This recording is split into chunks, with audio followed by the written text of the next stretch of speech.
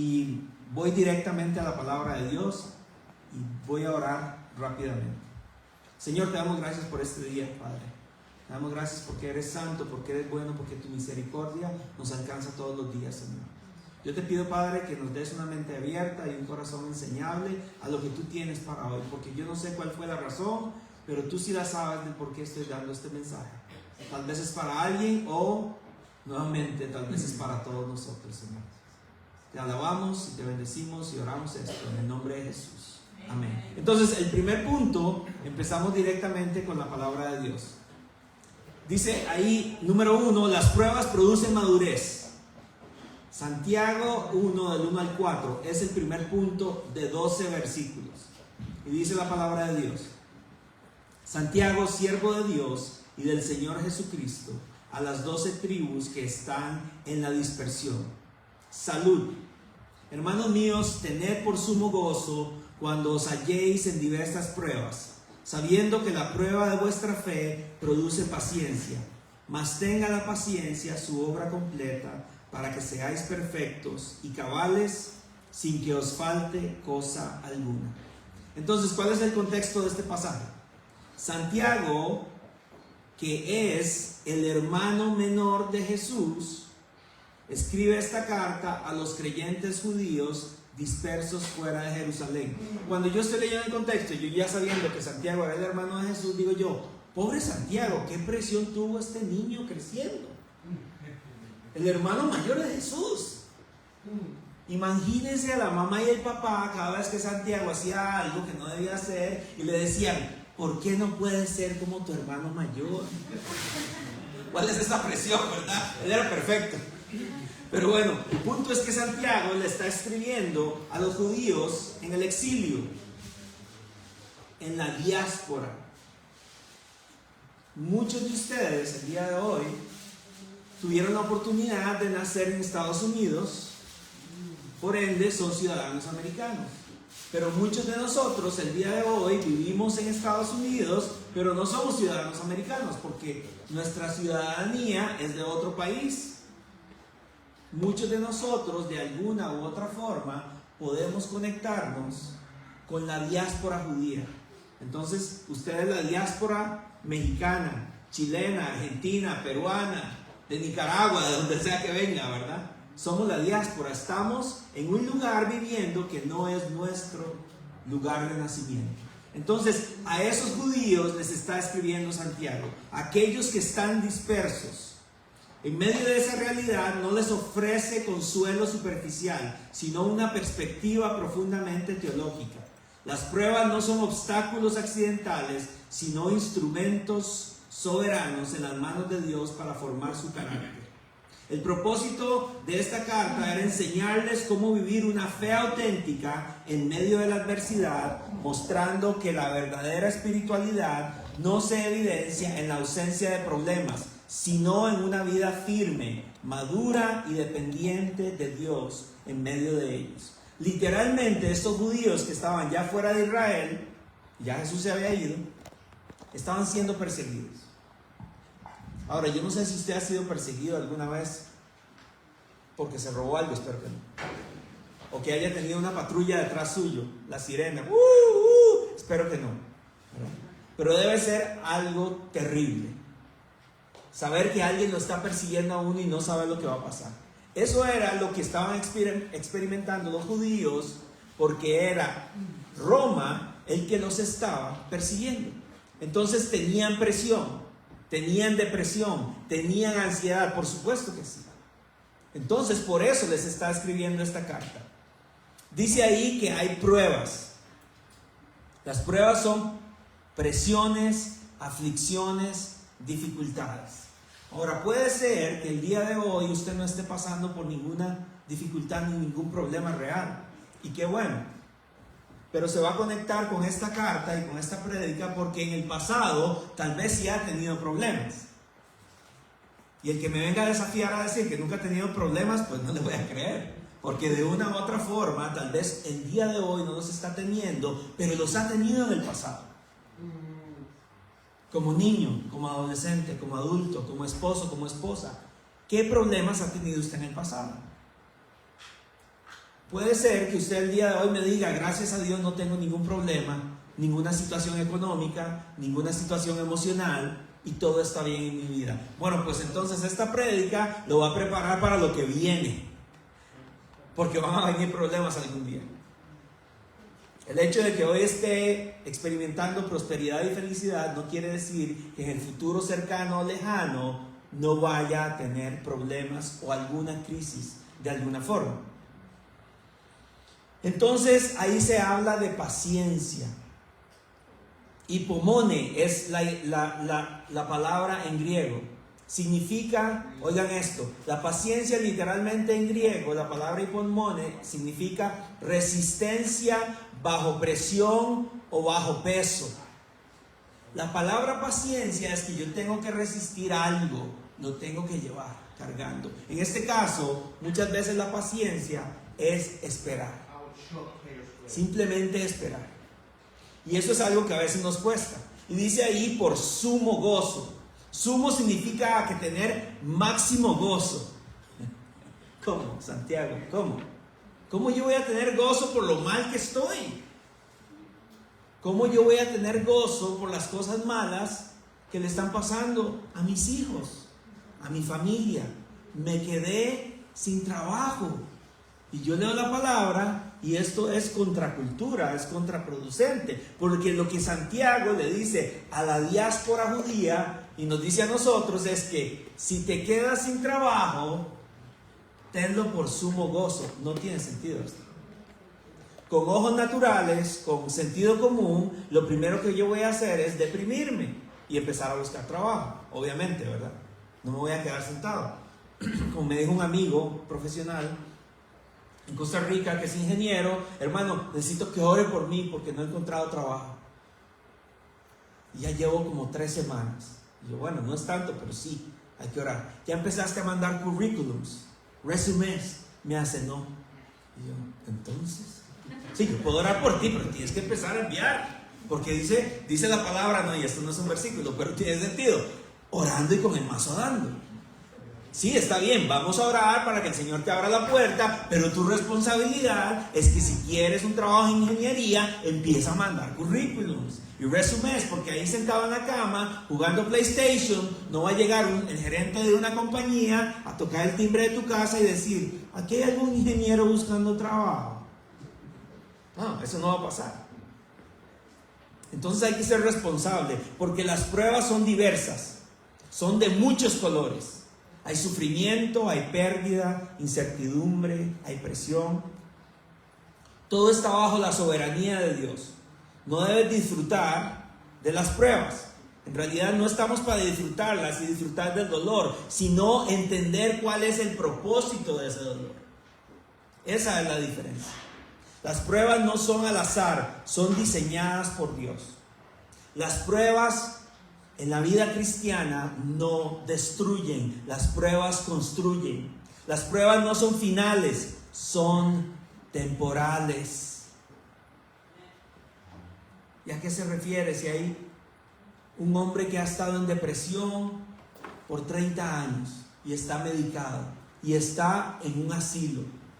Y yo, bueno, pues eso no va a ser temporal. ¿Por qué, pastor? Usted es profeta, ¿sabe cuándo se le va a acabar? No va a ser temporal porque el día que muera se le acabó. Si ese hombre creyó en Jesús como su Señor y Salvador, ese día fue lo mejor que le pasó. Y no, yo no tengo la fecha que va a pasar eso, pero Dios sí la tiene. La prueba de fe es como el oro en el fuego. No sé si usted ha tenido la oportunidad de ver cómo se forja el oro. El oro no nace brillante. De hecho, cuando usted ve el oro, si han tenido la oportunidad de encontrar una pepita de oro, como se dice, tal vez en un lago o en un río o en algún lado, en realidad el oro se ve muy diferente. Este se puede decir que es oro en crudo, pero este oro ya ha sido un poco limpiado. Cuando encontramos una pepita de oro, está sucia, tal vez está entre raíces, viene con arena, y la llevan a una persona que la pueda analizar, y no solo eso, que la pueda forjar, porque el oro se forja. Entonces, está mezclado con impurezas, Para purificarlo, el refinador lo somete al fuego intenso, donde las impurezas suben a la superficie y son quitadas una y otra vez. Así es como se pule el oro. Y así es como el Señor, aunque no nos guste, nos pule para sacar lo mejor de nosotros. Porque Él lo ve, hermano y hermana, a través de Cristo. Él lo ve a usted y a mí a través de Cristo. Somos justificados en Cristo, somos santos en Cristo, somos perfeccionados en Cristo y vamos a ser glorificados en Cristo. Entonces, por medio de las pruebas, así es como lo ve el Señor a usted. Ya no como ese oro medio sucio o sin terminar, sino que lo ve como un lingote de oro. Y si es mujer, lo ve como una lingota de oro. La purificación del oro se da por medio de un proceso difícil, fuego y calor. El proceso termina cuando el refinador puede ver su reflejo en el oro. Así son las pruebas. Dios permite el fuego no para destruirnos, sino para limpiarnos, quitar lo que no pertenece y forma en nosotros el carácter de Cristo, hasta que nuestra vida refleje su imagen. Entonces ahora volvemos al pasaje y vamos con el versículo 3, donde dice: sabiendo que la prueba de vuestra fe produce paciencia. Naturalmente nosotros los seres humanos somos impacientes.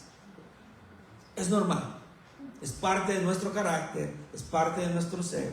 Especialmente si estoy en una cola y no atienden, y la señora que está pagando se puso a hablar con la cajera y yo tengo que pagar ya. A ver, por favor, muévanse. O si yo veo que se puso el semáforo en verde y la señora de adelante está texteando, y yo veo que está texteando, entonces yo inmediatamente ¡pi! ¿Verdad? ¡Ay! Despiértese. Tiene que despertarse. Generalmente no somos pacientes. Es como cuando Dios nos pone a una persona incómoda en nuestra vida. No, mi esposa y yo le llamamos la persona lija. ¿Saben qué es una lija, verdad? Es para hacer algo áspero, liso, ¿verdad? Entonces, una persona lija es alguien que el Señor te va a poner en tu vida, no tanto para que tú la puedas bendecir, porque sí va a pasar, sino para que el Señor trabaje en ti a través de ella, a través de Él. Y muchas veces, los que están casados, y tomen esto con tranquilidad, muchas veces la persona lija está a su lado. Muchas veces decimos: Señor, ¿y por qué me diste a esta mujer? ¿Pero por qué me diste a este tipo, Señor? ¿Por qué? ¿Para qué, Señor? Muchas veces el Señor nos pone con alguien, y especialmente si usted entiende lo que es el discipulado, de que usted tiene que dar su vida a alguien y por alguien. Muchas veces el Señor te va a poner a una persona tan incómoda que no es necesariamente para que la ayudes, sino para que Él te ayude a ti a mejorar tu carácter, tu paciencia y ver quién eres delante de Dios. Esas personas existen. Y cuando vienen a la iglesia, yo oro al Señor después de un tiempo y le digo: Señor, ¿por qué no lo llamas a misiones? Y lo enviamos al África, y le enviamos dinero y oramos por él todos los domingos. Pero llévatelo para tu gloria, ¿verdad? No siempre pasa eso. Eso es para mejorar nuestro carácter.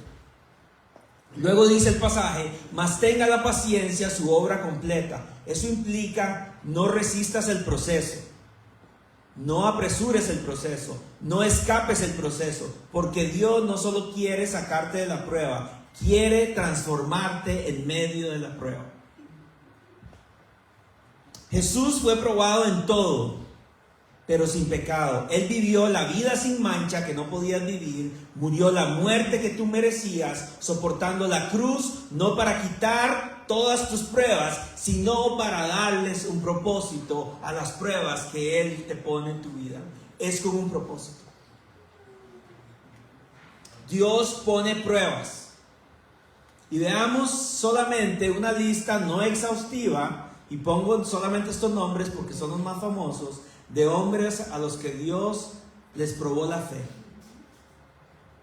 Abraham fue probado cuando le pidió a su hijo Isaac en sacrificio. Job fue probado perdiendo a su familia, salud y posesiones. José fue probado por traición, esclavitud y prisión antes de ser exaltado. Moisés fue probado al liderar a un pueblo rebelde en el desierto. David fue probado mientras huía de Saúl. Daniel fue probado al enfrentar el foso de los leones. Sadrach, Mesach y Abednego fueron probados al ser lanzados al horno de fuego por no adorar ídolos. Pedro fue probado al negar a Jesús, pero luego fue restaurado y fortalecido. Pablo fue probado a través de las persecuciones, sufrimientos y debilidades constantes.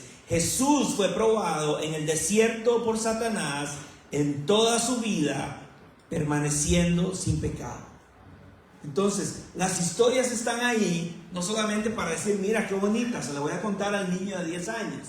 Estas historias están ahí para que entendamos que estos hombres no eran más especiales que usted o que yo.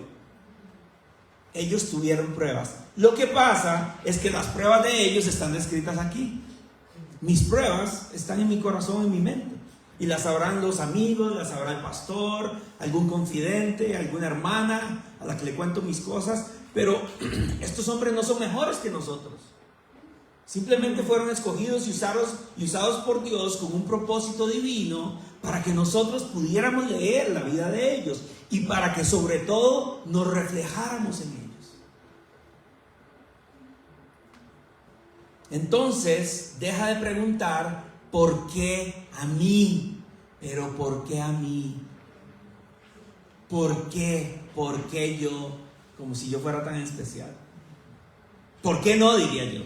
¿Verdad? Eso fue lo que yo dije, porque primero cuando me empezaron a pasar cosas difíciles en Cristo, yo decía, Señor, ¿por qué a mí? Y después dije, ¿por qué no? ¿Y por qué no? Si tengo este montón de gente descrita y los mártires de la iglesia y lo que le pasó a los discípulos, ¿por qué yo voy a hacer la excepción y a mí todo me va a salir bien entonces? Si está escrito en la palabra. Entonces, en vez de decir, ¿por qué a mí? Empecemos a preguntar, Dios, ¿qué es lo que estás formando en mí? Ya no es por qué, es para qué. ¿Por qué me estás permitiendo a mí y a mi familia, a mi hijo o a mí pasar por este desierto? ¿Qué es lo que quieres que yo aprenda? Ya no es por qué a mí, berrinche de niño de 12 años. Quiero un confite, quiero un dulce. No. ¿Para qué? Señor, no entiendo, pero muéstrame. Porque después de la oscuridad viene la luz. Porque después del túnel negro que estás pasando, va a llegar la salida de ese túnel. Algún día. Puede ser que sea mañana. Puede ser que sea algún día. Dios es el que sabe. Y ahora vamos al segundo punto, siguiendo con el texto. Las pruebas requieren sabiduría con fe. Y leemos Santiago, seguimos leyendo Santiago 1 del 5 al 8. Y si alguno de vosotros tiene falta de sabiduría, pídala a Dios, el cual da a todos abundantemente y sin reproche, y le será dada. Pero pida con fe, no dudando nada, porque el que duda es semejante a la onda del mar, que es arrastrada por el viento y echada de una parte a otra. No piense pues quien tal haga que recibirá cosa alguna del Señor. El hombre de doble ánimo es inconstante en todos sus caminos. Ahora, si usted lee eso literal, lo entiende facilito, ¿verdad? No hay mucho que agregarle. Pero si analizamos los diferentes elementos de esta porción del pasaje, vemos que habla de sabiduría. La sabiduría aquí se refiere a una perspectiva divina para vivir. Ya no es mi perspectiva, ya no son mis caminos, ya no es mi deseo, sino el de Cristo. Y habla de duda, dudar. Dudar es un corazón dividido. Dudar es no saber qué hago. ¿Me voy a la izquierda o me voy a la derecha? Eso es dudar. ¿La duda es normal? Sí, es normal. Somos humanos. Pero la idea es que en Cristo, sabiendo quién es Él en nosotros y sabiendo que nosotros somos hijos de Dios, entonces la duda tiene otra perspectiva. Las pruebas nos confunden. Por eso Dios no solo dice resiste, dice pide. Aquí dice pidan. Pidan ¿qué? Sabiduría. ¿Por qué? Porque generalmente no la tenemos. Porque generalmente en la pareja somos rápidos para hablar y somos lentos para escuchar, cuando deberíamos de ser lentos para hablar y prontos para escuchar. Nosotros necesitamos sabiduría en nuestras relaciones, necesitamos sabiduría en nuestro trabajo, en cómo tratar a mi jefe, en cómo tratar a mis empleados, qué es lo que tengo que hacer yo. Sabiduría en todo lo que hagamos. La sabiduría no es información, es ver la vida como Dios la ve, responder correctamente. La toma de decisiones depende de mí, por eso yo necesito sabiduría. Dios no le va a decir a usted si se compra la troca azul o verde, o si se la compra 2010 o 2026. Eso está en usted.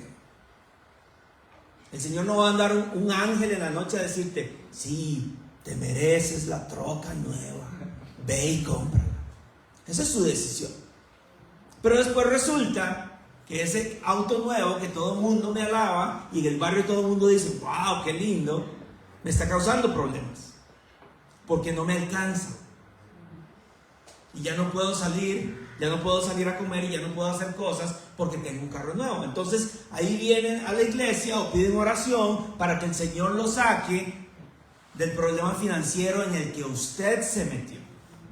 ¿Entienden? Esa prueba no viene de Dios. Eso no viene de Dios, hermanos. Porque a mí me han llamado hermanos diciendo, pastor, ore por mí ya porque tengo un ataque de Satanás. Yo, Dios mío, bueno, sí, ¿qué es, hermano? Las compañías de tarjetas de crédito no me dejan de llamar. Y yo, no, mi hermano, eso no es Satanás. Y ahí está el diablo, llega donde Dios y dice, mira culpándome a mí, yo no le dije que comprara nada. Yo nada más le enseñé la troca, dice. Él se fue solito. ¿Me entienden? Entonces muchas veces estamos orando para que el Señor nos saque, y hablo en plural, porque todos nos tenemos que meter ahí. Muchas veces estamos orando para que el Señor nos saque de los problemas en los cuales nosotros mismos nos metimos. Eso no tiene nada que ver con la prueba de Dios. Por eso es que dice, pidan sabiduría para tomar buenas decisiones. Y miremos el corazón de Dios, que da generosamente, sin reprochar. Dios no se molesta por tu necesidad, sino que la recibe con gracia. Pero hay una advertencia, dice, pida con fe, no dudando. No se trata de luchas normales de fe, sino de lealtad dividida. Cuando nosotros no estamos seguros, le pedimos a Dios, pero no tenemos fe. Miren, al final es la voluntad divina, agradable y perfecta de Él. Pero Él requiere que yo tenga fe, no para que yo le diga a Dios qué tiene que hacer. Es porque Él quiere escuchar. Él quiere escucharlo. Y cuando estábamos en una mala situación, yo decía a mi esposa, pero ¿para qué yo oro si le estoy orando al Dios de los cielos y la tierra, que lo sabe todo, que dice que es omnisciente y omnipresente? ¿Para qué oro si Él sabe que no tengo un 5?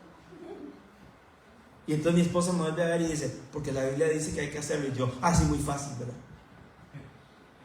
Por eso hay que hacerlo, porque el Señor nos instruye a hacerlo. Y esto es lo que quiere el Señor, porque en Hebreos 11:1 o en Hebreos 11, que es la descripción de los héroes de la fe, dice que es pues la fe, la certeza de lo que se espera, la convicción de lo que no se ve, de lo que no veo. Señor, yo sé que va a pasar porque yo sé que lo puedes hacer. Yo no le ordeno a Dios, pero con fe yo lo pido. Yo no ayuno para torcerle el brazo a Dios, pero lo hago porque la palabra me dice que Dios se agrada en la aflicción de mi cuerpo. Yo no le declaro y le ordeno a Dios que haga lo que yo diga. Yo lo que hago es que oro esperando que mi oración se alinee con su voluntad. Tanto es así que la palabra dice que esta es la confianza que tenemos, que si pedimos algo conforme a su voluntad, Él nos escucha. No dice, y Él te dará todos los deseos del corazón, y Él te dará todas las riquezas. Lo único que tienes que hacer es ir a darle al pastor, porque eso se predica. Y eso se predica mucho. Y yo vengo de ahí. Yo vine a Cristo en ese tipo de iglesia. en donde el enfoque era el dinero. Entonces a mí me enseñaron que para que Dios me diera bendiciones, yo tenía que dar en sobreabundancia. Y al final y al cabo, yo le digo esto a muchos americanos, pastores, cuando me preguntan, en Latinoamérica o en el sur global, en este tipo de iglesias de la prosperidad, el único que está prosperando es el pastor. Porque puede engañarlos por eso. Porque el evangelio no es transaccional. No es que yo doy para que Dios me dé. Es que Dios da en abundancia y te va a dar pruebas para mejorar tu carácter, para perfeccionarte. Porque dice que en la santificación progresiva que tenemos, estamos siendo perfeccionados para llegar a la estatura del varón perfecto. Pero eso no va a pasar aquí. Pero sí tenemos que ser diferentes a quienes éramos antes. El hombre de doble ánimo quiere a Dios y al mundo. Confía en Dios, pero también en sí mismo. Hay un teólogo puritano que se llama Thomas Watson, y vea lo que él dice: el hombre de doble ánimo tiene un corazón dividido entre Dios y el mundo. Mientras pretende confiar en Dios, en realidad no descansa plenamente en Él. Dice la palabra ahí, es como una ola inestable, sin dirección, inconsistente. Un corazón dividido produce una vida inestable. Es como pararte en dos botes y que los botes empiecen a ir a dos lados diferentes. Te vas a caer. Un día confía en Dios y al siguiente duda. Un día tiene paz y al siguiente está lleno de ansiedad. Un día camina firme y al siguiente se deja llevar por las circunstancias. Es como un globo que hay que estarlo inflando. Sí, Dios, yo te creo. Y vengo a la iglesia y digo amén, aleluya, y qué buena palabra, y todo bonito. Y el martes ya ando, me desinflé otra vez. Hermano, necesito oración. Otra vez. Así andamos, fluctuantes. Y lo que dice la palabra es que tenemos que estar firmes. No en nosotros mismos, ni en la iglesia, ni en un líder. En Cristo. Eso es lo que Él espera. Un herrero mete el metal al fuego no para destruirlo, sino para moldearlo. Dios no te está quemando, te está formando. Así es como se forman las armas de antaño. Todo lo que tenemos, que vemos que está hecho de metal, está forjado en el fuego. En Cristo nuestras pruebas ya no son castigo por el pecado, sino instrumentos de gracia para nuestra santificación. Dios usa el sufrimiento no para condenarnos, sino para conformarnos a la imagen de su Hijo. Así la paciencia que se produce en nosotros no es para ganarnos el favor de Dios, sino evidencia de que ya lo tenemos en Cristo, porque Él nos hará completos. Él nos está forjando a usted y a mí a través de los tiempos difíciles. Incluso si fue error mío. Incluso si me fui a Europa con la tarjeta de crédito y gasté todo y puse ahí en el Instagram la vida que me merezco y después no tengo con qué pagar. Incluso ahí el Señor lo está formando, aunque haya sido su culpa, ¿verdad? Pero esa no fue la voluntad de Dios. Esa fue su voluntad porque quería ir a Europa, ¿verdad? Entonces, ¿cuál es la conexión con el Evangelio? En Cristo nuestras pruebas ya no son castigos por el pecado, sino instrumentos de gracia para nuestra santificación. Dios usa el sufrimiento no para condenarnos, sino para conformarnos a la imagen de su Hijo. Así la paciencia se produce en nosotros, no para ganarnos el favor de Dios, sino es evidencia de que ya lo tenemos en Cristo. Entonces, ¿qué hacemos con esto? Tenemos que orar específicamente en medio de la prueba. Había una canción vieja, no me acuerdo de quién era, pero decía: en la prueba alaba, ¿verdad? En medio de la prueba hay que alabar a Dios. En medio de la prueba tengo que orar a Dios. En medio de la prueba tengo que agarrarme de Dios. Confía en el carácter de Dios aunque no entiendas qué está pasando. Entonces, ¿estás pidiendo sabiduría o solo estás pidiendo que Dios te quite el problema? Porque la inmadurez espiritual lo que me va a decir es: me tiro al piso cada vez que tengo problemas y lloro y busco oración para que el Señor me quite el problema. Pero lo que la palabra me dice, lo que Santiago le dice a los judíos dispersos y a nosotros, es que en medio de la prueba lo que Dios espera es que usted pida sabiduría. ¿Para qué? Para soportar esa prueba. Esa es la idea. Y ahora vamos con el último punto. Las pruebas revelan valores eternos. Las pruebas revelan valores eternos. Santiago 1, del 9 al 12. El hermano que es humilde, que es de humilde condición, gloríese en su exaltación, pero el que es rico en su humillación, porque él pasará como la flor de la hierba. Porque cuando sale el sol con calor abrasador, la hierba se seca, su flor se cae y parece su hermosa apariencia. Así también se marchitará el rico en todas sus empresas. Bienaventurado el varón que soporta la tentación, porque cuando haya resistido la prueba, recibirá la corona de vida que Dios ha prometido a los que le aman. Entonces, Santiago aquí lo que hace es cambiar la perspectiva. El pobre que es humilde es exaltado en Cristo, y el rico, el que es altivo, es humillado. Aquí no está hablando necesariamente del que es rico, que tiene muchas posesiones. Está hablando del que tiene mucha riqueza, que tiene mucho orgullo y es altivo, y es alguien que no vive conforme al corazón de Dios. Ese será humillado. Las pruebas revelan en qué confía realmente. Quitan falsas seguridades, identidades temporales, y muestran si amas verdaderamente a Dios, si tu fe es genuina. Y dice ahí, bienaventurado.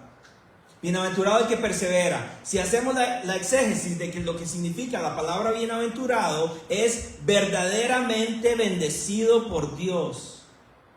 Bienaventurado el varón que soporta la tentación. Eso es lo que dice ahí. Que usted va a ser alguien bendecido por Dios y puede soportar la prueba. ¿Y cómo hago para soportar la prueba entonces? ¿Y cómo hago para soportar ahora sí que los ataques del diablo? Porque Dios no nos manda ataques, es el demonio, es Satanás. La prueba viene de Dios, pero la tentación viene de Satanás. Y eso lo vemos, no ahorita, pero en Santiago 4:17 dice la fórmula de cómo evitar la tentación y cómo rechazar a Satanás. Y no dice que es necesariamente reprendiéndolo, sino dice: someteos pues a Dios, resistid al diablo y él huirá de vosotros. La fórmula, porque incluso yo no estoy aquí para criticar a nadie, pero desde los púlpitos he escuchado a hermanos diciendo: resistid al diablo y él huirá de vosotros. Eso no dice el pasaje. Dice: someteos pues a Dios. Primero me tengo que someter a la voluntad de Dios, vivir bajo la sombra del Omnipotente, y luego, con ese poder que tengo, puedo resistir al diablo, porque no es en mis fuerzas, es en las fuerzas de Dios. No es felicidad superficial, es un gozo profundo. Y la recompensa dice ahí que es la corona de vida. No se gana, demuestra que la fe es real. La perseverancia no te salva, pero evidencia que perteneces a Dios. Y recuerda, las pruebas son temporales, la recompensa es eterna. Dice la palabra de Dios: que hará el hombre si gana el mundo y pierde su alma? ¿Qué hará el hombre si amasó riquezas, fortuna, felicidad y todos los deseos de su corazón, y al final se dio cuenta que todo era verdad y que va a pasar una eternidad, pero no con Dios, sino separado de Dios? La corona del cristiano se obtiene por medio de la perseverancia. Eso es lo que dice Matthew Henry. ¿Recuerdan el dicho: el que persevera alcanza? Es un dicho viejo ese. Es real en el Hijo de Dios, dice el mundo. La perspectiva que me da Santiago es que me está diciendo literalmente que cuando yo tengo un problema y que no tengo solución, tengo que sentirme feliz porque sé que viene de Dios. Ahora, para llegar a eso, solamente la madurez espiritual y el caminar con Dios nos puede llegar a aceptar e incluso a decir estas palabras. Ahora, para finalizar, tenemos 3 aplicaciones. Y curiosamente, van a ver que la enseñanza de Santiago la vemos por toda la Escritura. Porque Pablo, al igual que Santiago, dice aquí, la número 1, ¿cuál es la aplicación? Reinterpreta tus pruebas. ¿A qué me refiero con esto? Ya no es ¿por qué me está pasando esto? Sino, ok, quiero salir de esto, Dios, ayúdame. Porque ¿qué es lo que tengo que aprender? Vean lo que dice Pablo en Romanos 5, 3 y 4. Y no solo esto, sino que también nos gloriamos en las tribulaciones, sabiendo que la tribulación produce paciencia, y la paciencia prueba, y la prueba esperanza. Entonces mira tus dificultades no como obstáculos sin sentido, sino como el proceso que Dios usa para formar paciencia, carácter y una esperanza firme en Él. Lo que Santiago dice lo ratificó Pablo. Número 2. Busca sabiduría diariamente. Proverbios 3, 5 y 6. Fíate de Jehová de todo tu corazón y no te apoyes en tu propia prudencia. Reconócelo en todos tus caminos y Él enderezará tus veredas. Depende de Dios en cada decisión, confiando en su dirección por encima de tu propio entendimiento. No es en mis fuerzas, es en las fuerzas de Dios. Entonces, Proverbios está afirmando lo que dice Santiago. O al revés, Santiago está afirmando lo que dice Proverbios porque él se sabía los proverbios. Y lo último, que este es el más importante: fija tus ojos en la eternidad. Nuevamente Pablo, escribiendo de los Corintios, en 2 Corintios 4:17, porque esta leve tribulación momentánea produce en nosotros un cada vez más excelente y eterno peso de gloria. Recuerda que el sufrimiento presente es temporal y está produciendo una gloria eterna, incomparable. Pablo lo afirma, no dice cuando pase, él lo afirma. Y es bonito saber que Pablo tuvo que pasar por tantas pruebas para llegar a todas estas conclusiones. Y ahora volvamos para terminar a la caminadora. Mientras estás corriendo, sientes que no avanzas, que todo esfuerzo es sin resultado. Tal vez un día te darás cuenta que después de las semanas de disciplina, algo empieza a cambiar. Tienes más resistencia, tienes más fuerza, hay más estabilidad y empieza el pantalón a quedarte más flojito. ¡Qué bonito! Está sirviendo. La caminadora nunca fue para llevarte a otro lugar porque no se movía. Fue para convertirte en otra persona. Jesús experimentó la oscuridad para que tú vivas en la luz. Así son las pruebas, no siempre te llevan donde quieres ir, pero siempre te forman en quien Dios te quiere convertir. Así que la próxima vez que sientas que estás corriendo sin avanzar, recuerda, Dios no está enfocado en tu problema, está enfocado en tu transformación. Por eso estás viviendo eso. Y al final no saldrás decepcionado, sino que saldrás fortalecido. El mundo te dice, evita el sufrimiento. Dios dice, yo uso tu sufrimiento. El mundo dice, la comodidad es la meta. Dios dice, Jesús es todo y la meta es la salvación. Pero no depende de mí. La salvación dependió ya de Cristo. Porque como lo he dicho muchas veces acá, en el poco tiempo que tenemos reuniéndonos, no somos salvos por buenas obras, somos salvos para buenas obras. La salvación depende de Él. Entonces vean todo esto, cómo Santiago se conecta con el Evangelio. Jesús fue probado en todo, para que tú seas sostenido en cada prueba. Jesús sufrió en soledad para que tú nunca estés solo en sufrimiento. Jesús fue rechazado por los hombres para que tú seas aceptado por Dios. Jesús cargó con el peso del pecado para que tú camines en libertad. Jesús fue quebrantado para que tú seas restaurado. Jesús llevó una corona de espinas para que tú recibas la corona de vida eterna. ¿Quién puede decir amén a eso? ¿Quién puede darle un aplauso al Señor por eso?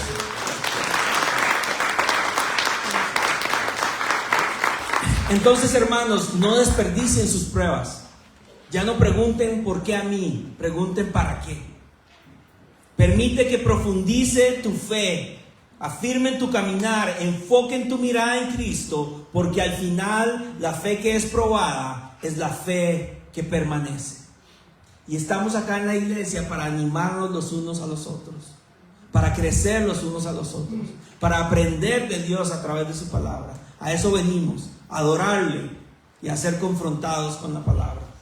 Ahora les pido, hermanos, que se pongan de pie y que canten al Señor con su mente, con su corazón, teniendo en cuenta que lo que está pasando es temporal.